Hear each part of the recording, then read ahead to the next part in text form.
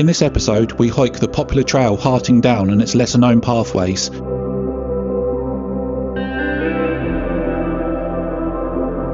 Part of the South Downs National Park, it's popular with hikers and walkers alike. Also we explore the Vandalian Tower, an 18th century folly sitting opposite Harting Down on Tower Hill.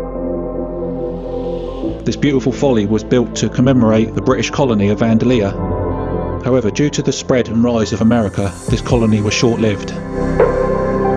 So sit back, grab a brew and walk with us through these ancient hills.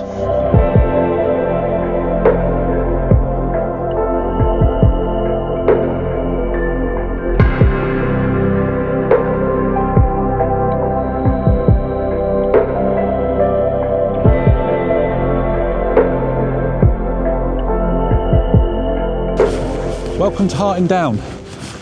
We're going to do a little mini series over the winter months of local walks to us, and this one's probably about a 15-minute drive. I don't know if you can see up in the distance there, there's a little folly which I've got some drone footage up of. I'm going to go on a 7-mile walk around this area, and I hope you enjoy it anyway.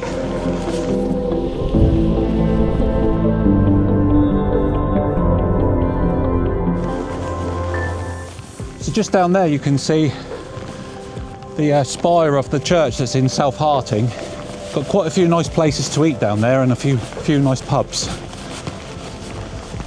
It's a bit of a shame there's low cloud with some of the views over West Sussex and a lot of Hampshire. Going to be a little bit obscured, but makes it a little bit more atmospheric. We've had a lot of rain and wind down south over the past few weeks, so I was wondering how boggy it was going to be. So I've got the winter boots on today. Kate's just spotted her nemesis of country walks. There's cows. Lots of cows. Lots of cows. She doesn't like cows. They're fighting. They're going that way. And just as we're walking up towards them, there's two bulls head to head having a scrap. So I think we're bypassing the lower path. Probably won't be able to see it on this camera. You can see they're head to head down there.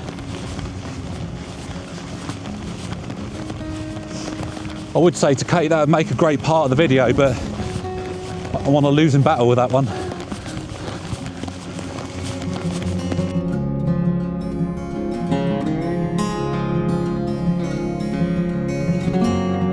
Yeah, so this pathway we're on now is part of the South Downs Way walk, which we still haven't completed. We've done 2 videos on the South Downs Way, but yeah, this is a pathway that you walk on the section from Cocking in West Sussex to Butser Hill in Hampshire. Butser Hill being the highest point of the whole of the South Downs, but just up here there's a Beacon Hill, which is the highest part of this range. Views from up there are pretty decent, and we'll show you when we get to the top.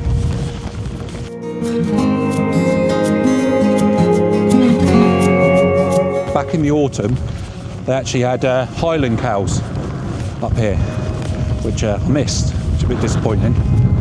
But we're hoping to see some of them on the West Highland Way in April next year, so fingers crossed. Kate's up there, she's legged it. Really not fond on cows. They are a bit unpredictable, to be fair. Anyway, keep going.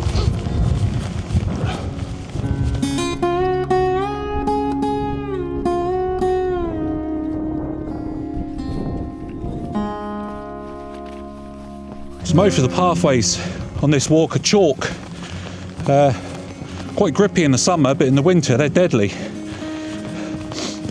As you can see from where we started the video, there's a designated car park for this walk. Costs £3.10 for the whole day, which isn't too bad, I don't think. And there's also plenty of parking there.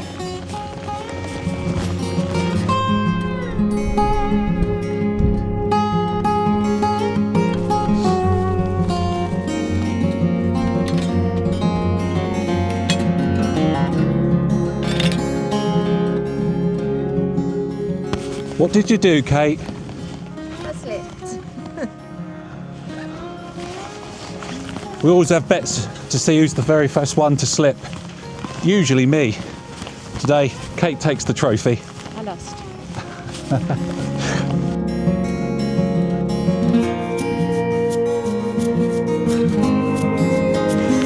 So this is the path that takes you up to the top of Beacon Hill.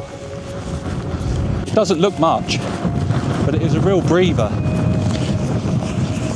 It's quite windy, so I hope you can hear me okay.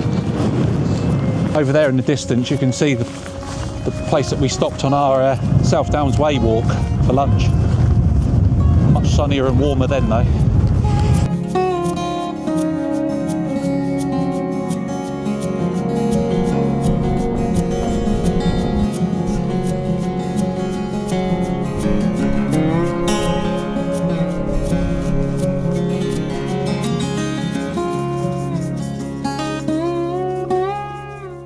So this is the top of Beacon Hill. It's 249 metres. It has extensive views over a lot of West Sussex and Hampshire. And on a clear day, behind me there, you can actually see out to Chichester Harbour and the Isle of Wight. Obviously not today. But yeah, it's beautiful up there. I'll spin you around and show you.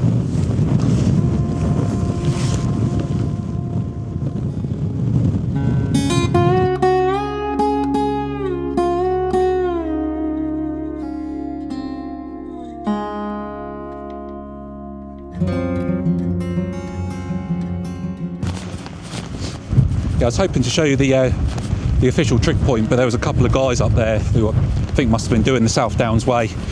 They were sitting against it, so I didn't want to be rude and go and interrupt them. But when you go up there, there's a second trick point. It may actually be the trick point rather than the one I showed you. It's only about 10 feet away from that, but it's got a metal plaque, a round plaque on the top, and it shows you the what you can see from that point and the distances. It's quite interesting. But yeah, if you do this walk, make sure you come and check the other trick point out. You can't miss it.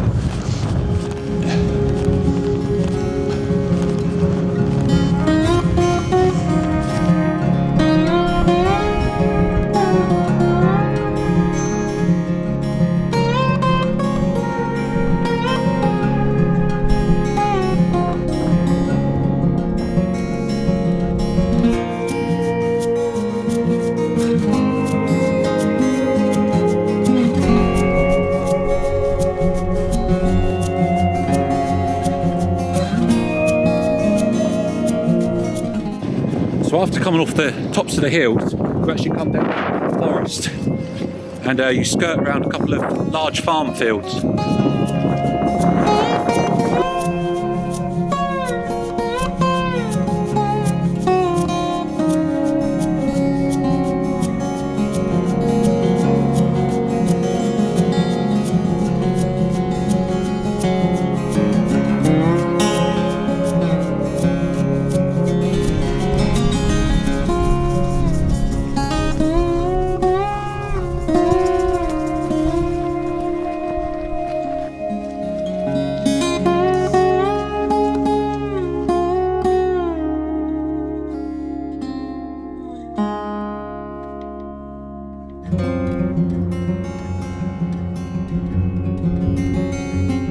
On this little cross junction here, which you come to when you come up that track, you want to head right, which takes you down to a lovely little pub that never appears to be open. Maybe today it will be, we'll see.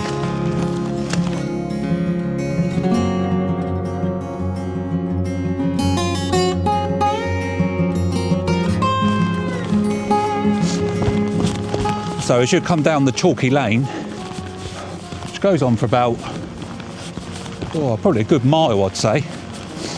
You start coming down into this little hamlet that's sort of nestled in this valley here. It's really, really pretty. Just see it starting to appear through the trees there. Most of the land around here is owned by West Dean Estate. They own an enormous area through the South Downs.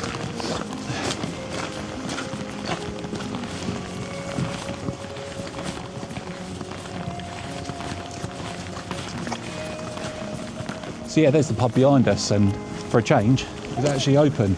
It's called the Royal Oak, but yeah, really stunning. They've obviously got the log fire on in there. You can see the smoke coming out the chimney. Proper cosy. On the day that we haven't brought any money with us. But at least we know it's open on a Saturday at about midday now, so we'll come back there.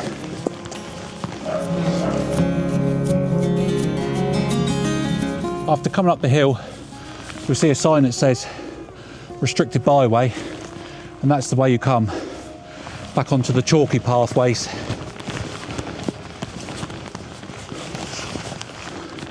There's an old gypsy hut in there, look. That's awesome. I'd like to convert that.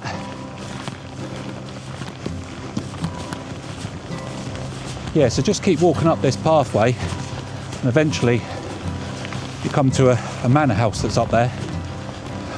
Tree lined, it's beautiful.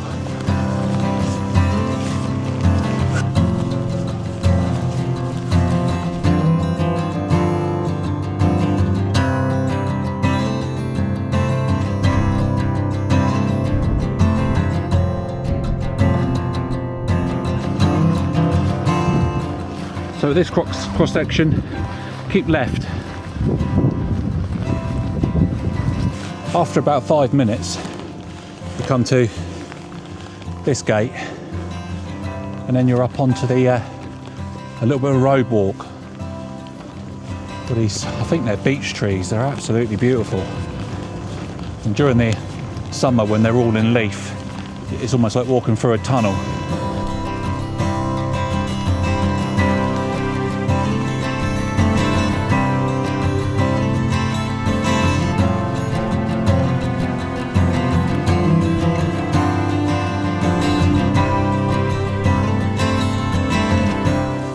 Been seeing a fair bit of storm damage from the 2 recent storms that went through, Storm Bert and Storm Dara. Fortunately, there's some really old trees that have been uprooted or snapped. It's a shame.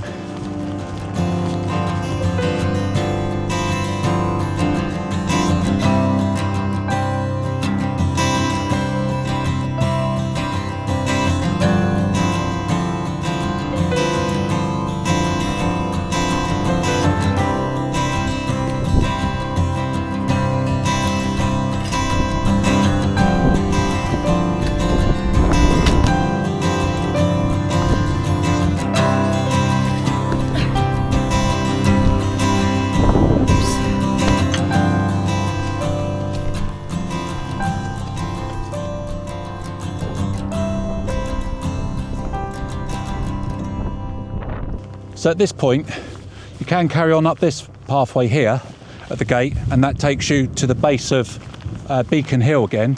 But we're actually going to head down, take a left here, which takes you into an ancient yew forest and back up onto the tops. We're parked just over that hill. So yeah, let's get cracking.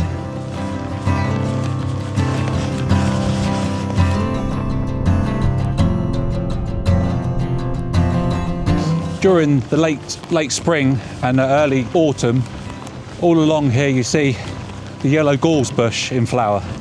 And it looks beautiful. If any of you have been to the New Forest, this bit here is very much like that. You can see a little bit of the gorse clinging on there.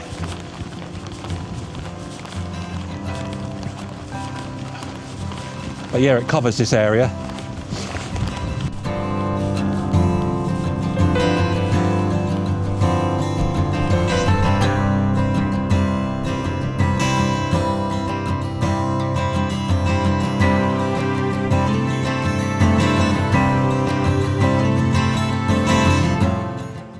Coming down the hill, you come to another cross section. We know that one takes you back up to Beacon Hill, but this one here is the one that you want if you want to go into the ancient yew forest, and it takes you up the side and back to the car park.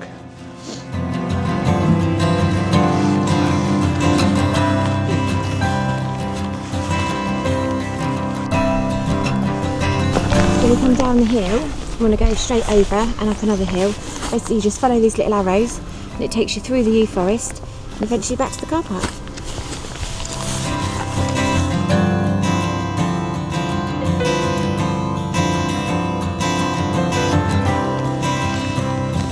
A lot of the trees through this ancient woodland had lichen growing over the bark and on the branches.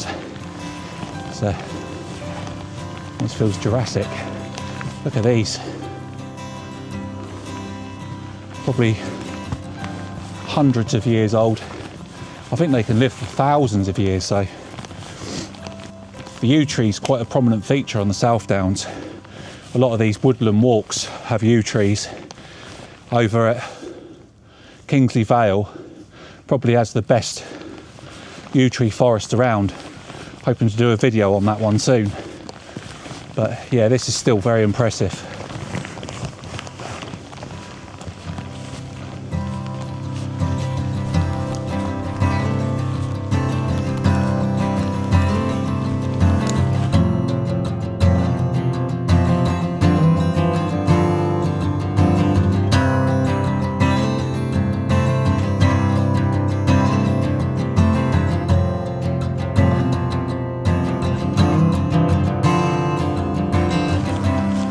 Just behind us here, you can see top of Beacon Hill again as we come back in on the loop. It's very, very muddy, slippery. It's been a great walk. Definitely one of the better ones that's local to us. Unfortunately, we don't have lakes and mountains in Hampshire or West Sussex, but these chalk mounds do offer a bit of interest.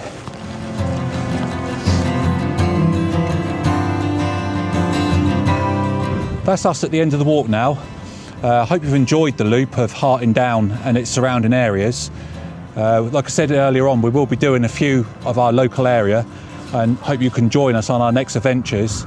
This walk is about 7 miles, 7.5 miles, and it also takes about 3 hours, I would say, depending on your fitness levels, of course. So if you've enjoyed this video, we'd appreciate it if you would Like and hit subscribe. thanks guys, see you on the next one.